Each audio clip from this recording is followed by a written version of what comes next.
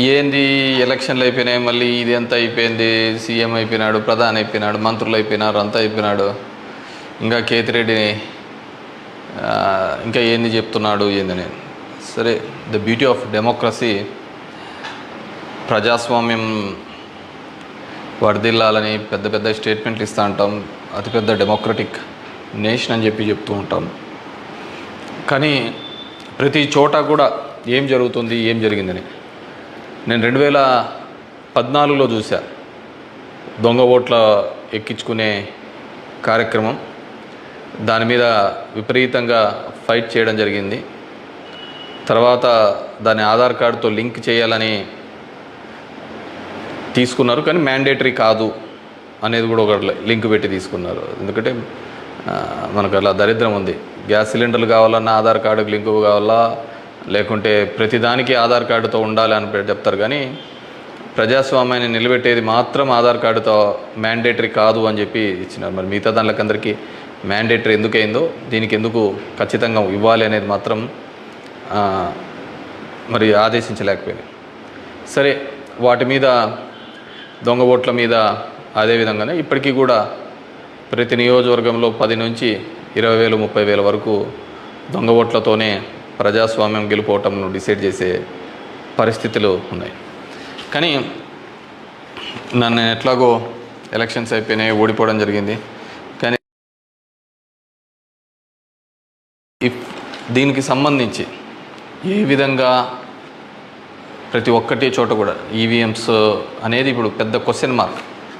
ఏం జరుగుతుంది, ఏ విధంగా అని చెప్పేసి డే 1 ఈ ఎలక్షన్ ప్రాసెస్ అంతా కూడా మనం చూస్తే తప్ప, ఎలక్షన్ ప్రాసెస్ చూస్తే కరెక్ట్ ఎలక్షన్స్కి ఒక వారం 10 రోజుల ముందు, నోటిఫికేషన్కి వారం 10 రోజుల ముందు అక్కడున్న ఎలక్షన్ కమిషన్ మెంబరు గోయల్ అనే అతను రిజైన్ చేస్తాడు.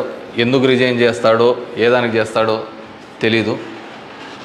తర్వాత అంతకుముందు వరకు ఉన్న ఒక చట్టం, ఒక ఎలక్షన్ కమిషన్లో ఒక మెంబర్ని అపాయింట్ చేయాలనే దానికి ప్రధానమంత్రి, ప్రతిపక్ష నాయకుడు, చీఫ్ జస్టిస్ ఆఫ్ ఇండియా ఈ ముగ్గురు సమక్షంలో ఎన్నుకోవాల్సిన దాన్ని మళ్ళీ ఒక కొత్త చట్టం తీసుకొని వచ్చి ప్రతిపక్ష నాయకుడు, ప్రధానమంత్రి, క్యాబినెట్ సహచరుడు అని పెట్టి తీసుకొని వచ్చి ఒక కొత్త వ్యక్తిని తీసుకొని రావడం జరిగింది.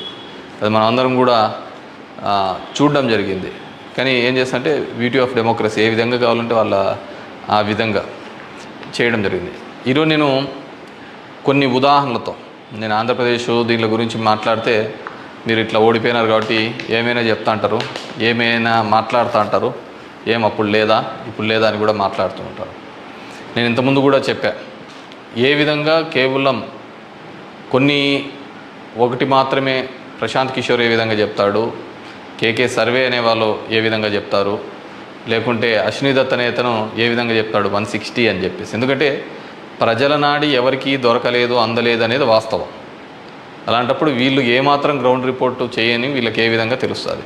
వన్ థింగ్ ఏదైనప్పటికీ కూడా నేను కొన్ని పత్రికల్లో వచ్చిన ఆర్టికల్స్, అదేవిధంగా మిగతా దానిలోకి వచ్చిన ఆర్టికల్స్ని దృష్టిలో ఉంచుకొని మీ ముందు కొన్ని ఉదాహరణలు తీసుకొని రావదలుచుకున్నాను. ఇక్కడ చూసినామంటే తమిళనాడు రాష్ట్రంలో తిరువల్లూరు నియోజకవర్గంలో ఇది పార్లమెంట్ వైజ్గా నేను చెప్తున్నాను, టోటల్ 14,30,738 ఓట్లు పోల్ అయింటే, కానీ ఈవీఎం మాత్రం కౌంట్ చేసినప్పుడు 14,13,941 ఓట్లు 47 ఓట్లు చూపించాడు. అంటే 16,791 ఓట్లు కౌంటింగ్ చేసిన దానికంటే పోలైన ఓట్లు తక్కువగా ఉన్నాయి తిరువల్లూరు అనే విధంగా. అదేవిధంగా అస్సాంలో చూస్తే 10,760 ఓట్లు తగ్గినాయి. అంటే వీళ్ళు కౌంట్ చేసిన దానికి, వీళ్ళు ఈవీఎంలో ఇచ్చిన దానికి పోలింగ్ అయిన దానిలోకి చూస్తే, పోలింగ్ అయినది చూస్తే 12,40,306 అయితే ఈవీఎంలో కౌంట్ చేసిన దానిలకు 12,29,546 ఓట్లు ఉన్నాయి. 10,760. ఒడిస్సా ధనకల్ అనే చోట 11,93,460 ఓట్లు ఈవీఎంలలో పోలై ఉంటే ఈవీఎంలు కౌంట్ చేసినప్పుడు మాత్రం 11,84,33,000 9,427. అదేవిధంగా గుంటూరు మన ఆంధ్రప్రదేశ్లో చూస్తే 14,11,989 పోలై ఉంటే కౌంటింగ్ చేసినప్పుడు 14,04,061 ఓట్లు 7,928 ఓట్లు పోలైన దానికంటే ఈవీఎంలలో తక్కువగా కనపడడం జరిగింది. అదేవిధంగా ఎక్సెస్ వచ్చినాయి, అంటే పోలైన దానికంటే ఈవీఎంలలో ఎక్సెస్ రావడం జరిగింది. ఆ సంఖ్య చూస్తే అస్సాంలో కరీంగంజ్ అనే చోట చూస్తే 11,36,538 ఈవీఎంలలో పోలై ఉంటే ఎంచే టైంకి 11,40,349 అంటే 3,011 ఓట్లు పెరిగినట్టు కనపడినాయి. అదేవిధంగా ఒంగోలులో చూస్తే ఈ 13,99,707కి కౌంట్ చేసినప్పుడు 14,11,174 ఓట్లు. అదేవిధంగా ఒడిశా దాంట్లో బలాస్పూర్, మధ్యప్రదేశ్లో మండ్లా, అదేవిధంగా బీహార్లో బుక్సర్, ఇవన్నీ చోట పోలైన ఓట్ల కంటే ఈవీఎంలలో పెరిగిన ఓట్లు ఇవి. అదేవిధంగా ఇక్కడ పోలైన ఓట్ల కంటే ఇక్కడ తగ్గిన ఓట్లు. ఇది ఓవరాల్గా కూడా చెక్ చేసుకుంటే వచ్చిన విషయం. రెండో దానికి చూస్తే టోటల్ ఈ విధంగా చూస్తే దేశవ్యాప్తంగా 140 నియోజకవర్గాల్లో ఈ విధమైన ఓటు డిఫరెన్సెస్ జరిగినట్టు మొత్తం దీనిలో ఫామ్ 17C దీనిలో చెక్ చేసిన చోట మనము చూడడం జరిగింది. పైకెత్మా. అదేవిధంగా ఈ విధంగా 16,000 ఓట్ల నుంచి ఈ విధంగా చేయడం జరిగింది. మే 25 ఈసీ రిలీజ్ చేసిన దాని ప్రకారము ఒక్క నిమిషం, ఇవన్నీ కూడా చిన్నవి మాక్ ఓటింగ్లలో జరిగినవి ఇవన్నీ అని చెప్పేసి వాళ్ళు చెప్పడం జరిగింది. ఇంకా ఏమంటే ఫామ్ 20 ఇంకా ఇంతవరకు ఆన్లైన్లో కూడా అప్లోడ్ కాలే. మామూలుగా ఇవన్నీ ఆన్లైన్లో అప్లోడ్ కావాల్సిన విషయం. ఎందుకు అవన్నీ చెప్పచ్చు, లక్షల మెజార్టీలలో వస్తున్నప్పుడు ఈ 1000, 2000, 3000 ఎందుకు ఈ విధంగా అని చెప్పేసి నేను దానిలో కూడా కొన్ని ఉదాహరణలు చెప్తాను. దీనిలో సంబంధించి చూస్తే మొదటిది ముంబై నార్త్ వెస్ట్ మహారాష్ట్ర దానికి సంబంధించి మొత్తం ఈవీఎంలలో పోలైన ఓట్లు 9,51,580 ఓట్లు మొత్తం పోలైనాయి. కానీ ఈవీఎంలు లెక్కేసినప్పుడు దాంట్లో 9,51,582 ఓట్లు ఈవీఎంలో మాత్రం కౌంటెడ్గా కనిపినాయి. అంటే ఆడ లెక్క చేసిన దానికి దీనిలకు సంబంధించి తేడా కనపడడం జరిగింది. కానీ అక్కడ ఏం జరిగిందంటే శివసేన యూబీటీ అభ్యర్థి డిఫీటింగ్ అమోల్ గజనాన్ అనే అతన్ని 48 ఓట్లతో మాత్రమే అక్కడ ఓడించడం జరిగింది. అదేవిధంగా సెకండ్ కేసులో చూసినాము అంటే జైపూర్ రూరల్లో రాజస్థాన్లో 12,38,818 ఓట్లు ఈవీఎంల ద్వారా పోలైంటే కానీ ఈవీఎంలలో లెక్కించినప్పుడు మాత్రం అది 12,37,966 ఓట్లుగా మాత్రమే చేయడం జరిగింది. 852 ఓట్లు అక్కడ కౌంట్ కాలే. 852 ఓట్లు అక్కడ కౌంట్ కాలేదు. బీజేపీకి సంబంధించిన రావు రాజేందర్ సింగ్ అనే అతను ఈ సీట్ని గెలవడం జరిగింది. అతను గెలిచిన దానికి మార్జిన్ 1,615 ఓట్లు, 1,615 ఓట్లతో ఆయన గెలవడం జరిగింది. 1,600. కానీ అక్కడ వచ్చిన తేడా 852. ఇది ఇట్లా మారిపోయినా ఇది ఇట్లా గెలిచిందో అంటే ఆ లోయెస్ట్ మార్జిన్. ఎందుకని థర్డ్ కేసు కంకర్ ఇన్ ఛత్తీస్గఢ్ అక్కడ పోలైన ఓట్లు 12,61,103 ఈవీఎంల ద్వారా ఓట్లు పోలైంటే ఈవీఎంల ద్వారా మనకు ఫామ్ 17లో ఇచ్చినప్పుడు ఈవీఎంల ద్వారా ఉండేది. కానీ లెక్కేసినప్పుడు 12,60,153 ఓట్లు అక్కడ కౌంటెడ్ అని 950 ఓట్లు ఆడ కౌంట్ చేయలే, మిస్ అయినాయి. ఎట్లా మిస్ అయినాయో తెలియటంలే, ఎక్కడ కనపడటంలే. దాని ద్వారా బీజేపీకి సంబంధించిన భోరరాజ్ నాగ్ అనే ఇతను గెలవడం జరిగింది. 1884 ఓట్లతో గెలవడం జరిగింది ఇతను. Fourth case Farrukhabad in Uttar Pradesh. 10,32,244 EVM ఓట్లు పోల్డ్ అయితే, కానీ ఈవీఎంలలో చెక్ చేస్తే ఫామ్ 17 ఒక విధంగా ఉంది, దీనిలో చెక్ చేస్తే 10,31,740 ఈవీఎం ఓట్స్తో ఉన్నాయి.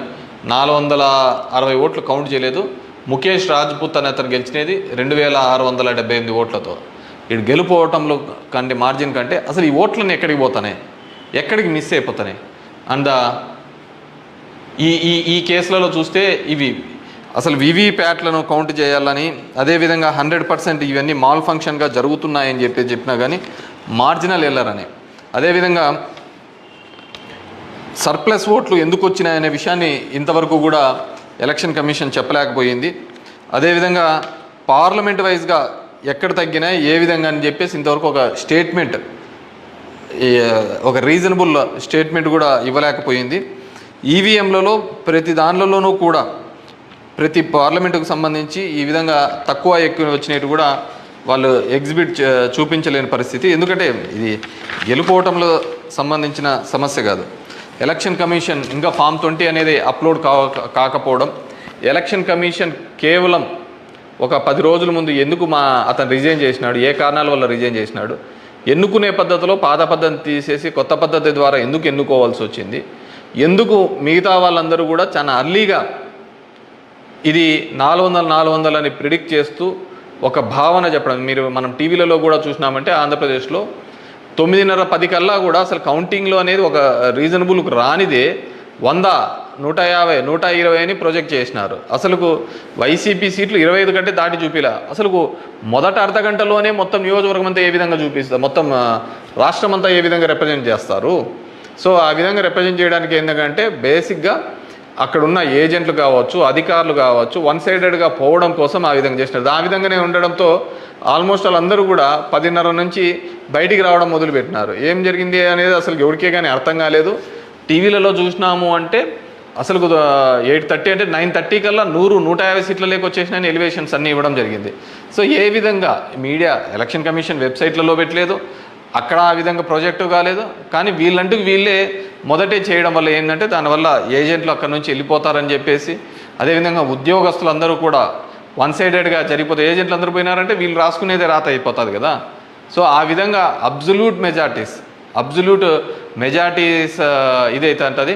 అదేవిధంగా సో ఇదంతా కూడా మనం నిజమైన ప్రజాస్వామ్యంలో దొంగ ఓట్ల మీద ఉన్నామా, లేకుంటే ఈవీఎంలో మిషనరీస్ మీద పనిచేస్తున్నామా, నాకు ఓడిపోయినానని నేను బాధతో కాదుగా చెప్తున్నానని కానీ అందుకే నేను ఆంధ్రప్రదేశ్ స్టేట్ గురించి ఎక్కడ చెప్పలే.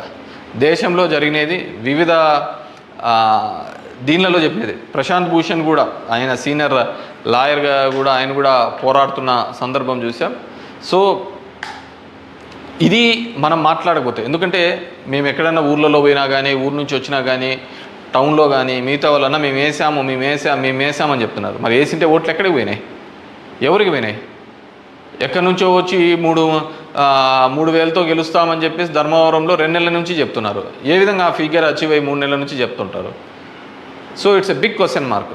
సో దెర్ ఈజ్ కంప్లీట్లీ ఏదో ఒక సెక్షన్లో అయితే మ్యానిపులేషన్ జరిగింది. ఇప్పుడు ఏం చేసేది ఎందుకు కాదు, కానీ జస్ట్ ప్రజలందరూ కూడా మనం అందరం వివేకంగా ఆలోచించుకొని డెమోక్రసీ ప్రజాస్వామ్యాన్ని ఇదే పెట్టుకుంటూ పోతా అంటే మోడీ 3 అవుతుంది, మోడీ 4 అవుతుంది, మోడీ 5 అవుతా ఉంటుంది. ఇంక జనం యొక్క ఓటుకు దాని విలువకు ఎటువంటి విలువ ఉండలేని పరిస్థితి మనం చూడగలుగుతాం. So these are all planned and స్క్రిప్టెడ్గా అంతా కూడా జరిగిందని పూర్తిగా నేను నమ్ముతున్నాను. పబ్లిక్ జనం కూడా అదే విధమైన ఆలోచనలతో ఉన్నాయని నమ్ముతున్నాను. వాట్ ఎవర్ మేబీ నాకు కూడా ఈ 5 ఏళ్ళు కూడా జనాలు మీరు ఇంకా తిరిగినే చాలు, చేసినే చాలు, ఇది చాలు అని చెప్పేసి ఒక బ్రేక్ ఇచ్చినట్టుగా ఉంది. కానీ బ్రేక్ ఇచ్చినా తప్ప నాకు రాజకీయాలు తప్ప వేరేది ఏమీ తెలియదు కాబట్టి డెఫినెట్గా నా గొంతును వినిపిస్తూనే ఉంటాను. అన్ని విధాలుగా కూడా ఎక్కడెక్కడ ఏ తప్పులు జరుగుతున్నా కానీ, అది నియోజకవర్గ వ్యాప్తంగా కావచ్చు, రాష్ట్ర వ్యాప్తంగా కావచ్చు, దేశవ్యాప్తంగా కావచ్చు, ఖచ్చితంగా ఇంకా ఇట్లా కాకుండా నేనేం వేరే వాళ్ళను బూతులు తిట్టేది ఇంకోటి ఆ అవసరం లే. జనాలకు ఎంతో కొంతమంది కన్నా సరే నాకు తెలిసిన విషయాన్ని షేర్ చేసుకోవాలనేది ఒక ఆలోచన విధానంగా అనుకున్నాను. డెఫినెట్గా ఐ విల్ కంటిన్యూ దట్. ఎందుకంటే చూస్తున్నాం అక్కడక్కడ జరిగినవి ఇవన్నీ కూడా. ఐ వాంట్ టు గివ్ ఎన్నుకున్న ప్రభుత్వానికి కూడా వాళ్ళకు కూడా మనం కూడా ఒక 6 months మనం కూడా టైం ఇవ్వాలి. వాళ్ళు ఏం చేస్తారు, వాళ్ళు ఇచ్చిన మాటను ఏం చేస్తారు, ఏ విధంగా కట్టుబడి ఉంటారు అనేది చూడాలి. ఎన్నెన్నో వాగ్దానాలు ధర్మవరానికి ఇచ్చినారు, రాష్ట్రానికి ఇచ్చినారు, చాలా వాగ్దానాలు ఇచ్చినారు. కాదు అవి ఎంతవరకు నెరవేరుస్తారు, లేదు కేవలం కక్ష సాధింపు చర్యలతోనే మిగిలిపోతారా, ఇవన్నిటినీ కూడా కాలమే సమాధానం చెప్తుంది.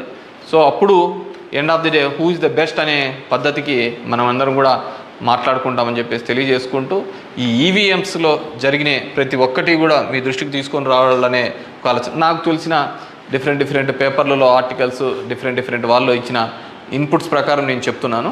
సో ప్రతి ఒక్కరికి ఓటు హక్కు కల్పిస్తానన్న ఈసీ మరి ఇన్ని టోటల్ ఓట్లు వేసిన దానిలో చూస్తే దేశవ్యాప్తంగా 362 నియోజకవర్గాల్లో 5,54,598 ఓట్లు మిస్ అయినాయి, కనపడటం లేదు.